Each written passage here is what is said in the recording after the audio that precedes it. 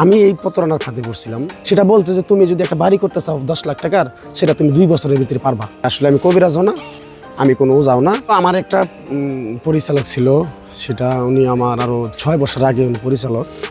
ওনার একটা নাটকে একটা কবিরাজের একটা অভিনয় ছিল, মানে ওখানে ওই নাটকের ভিতরে তার হাত দেখতে হবে। আমি ছিলাম জ্যোতিষ।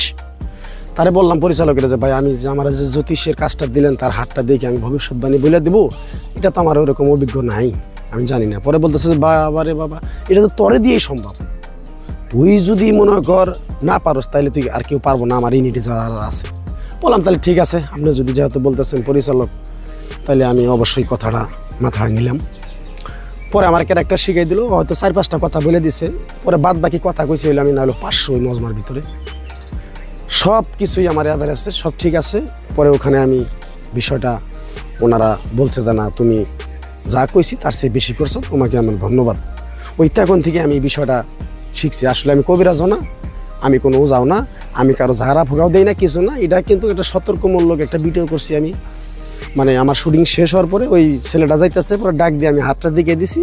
রাতের ভিতরে ভাইরাল হয়ে গেছে, অনেক টিভি চ্যানেলে অনেক বড় বড় স্টুডেন্ট থেকে বড় বড় বিজনেস থেকে আমাকে নিয়ে তারা ব্যবহার করছে। এই মেসেজটা দেওয়ার কারণটা হলো, মানে আমাদের দেশে বাইরের দেশে বিভিন্ন জায়গায় এরকম আমাদের প্রতারণার ফাঁদে পড়তে হচ্ছে। যেমন আমি এই প্রতারণার ফাঁদে পড়ছিলাম। আমাকে একটা গাছের শিকড় দিছিল, যে গাছের শিকড়টা নিয়ে তুই একটা ব্যবহার করবি, তুই যে আশা আকাঙ্ক্ষা করবি, তোর আশা আকাঙ্ক্ষাটা আল্লাহ পূরণ করে দেবো আমার ওসিলায়।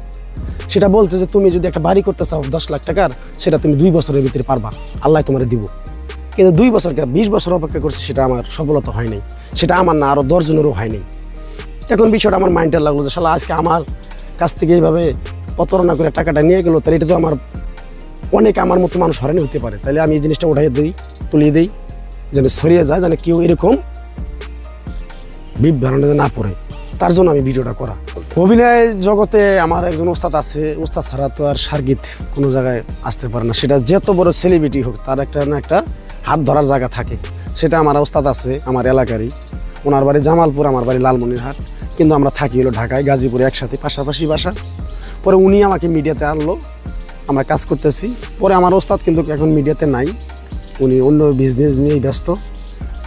পরে আমার ওস্তাদ একদিন আমি কথা বলছিল, যা তোরে আমি দোয়া করে দিলাম, তুই যতদিন বাইসে আসত মিডিয়াতে করে দিয়ে খাইতে পারবি। মিডিয়াতে নতুন আসি, তখন তো পরিবার আমাকে এগুলো সাপোর্ট করতো না, যে না এগুলো ভালো না, অমুক তমুক। এখন মানে বুঝেন না যে টোপলা দেখে টুবলিন আছে। এখন দিন শেষে যখন আমার ফ্যামিলিকে 5,000 4,000 টাকা হাতে বুঝিয়ে দিয়ে যে আমি আজকে 5,000 টাকা আনছি, তারা দেখে ব্যাকগ্রাউন্ডে খুঁজে যে টাকাটা কোথায় থেকে আনছি। দেখার পরে জানা না, ঠিক আছে আমার ভাই, আমার ছেলে, আমার স্বামী, আমার বাবার টাকাটা হালালভাবেই কাজ করেই টাকাটা আনতেছে, তাহলে এখানে তো আর ব্যাকগ্রাউন্ডে কোনো বাধা দেওয়ার মতো কোনো কিছু নেই।